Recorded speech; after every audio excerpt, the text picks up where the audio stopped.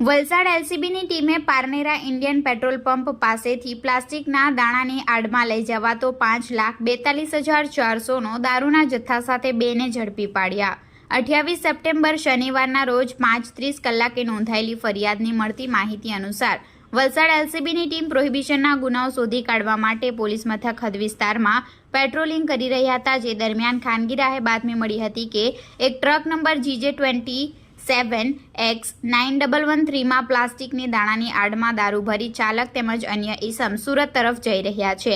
જે બાતમીના આધારે વલસાડ એલસીબીની ટીમે Parnera national highway number 48 Indian petrol pump નજીક બાતમીવાળા ટ્રકની વોચ ગોઠવી હતી। દરમિયાન બાતમીવાળો ટ્રક આવતા પોલીસની ટીમે ટ્રક ચાલકને ટ્રક ઊભી રાખવા માટે ઇશારો કર્યો હતો। ટ્રક ચાલકે ટેમ્પો ઊભી રાખતા પોલીસની ટીમે બંને ઈસમોને નીચે ઉતારી ટેમ્પામાં તપાસ કરતા સૌપ્રથમ પ્લાસ્ટિકની દાણાનો જથ્થો મળી આવ્યો હતો। જોકે ચોક્કસ બાતમી હોય જેના આધારે તપાસ કરતા પ્લાસ્ટિક દાણાની આડમાંથી વિદેશી દારૂનો જથ્થો મળી આવ્યો હતો।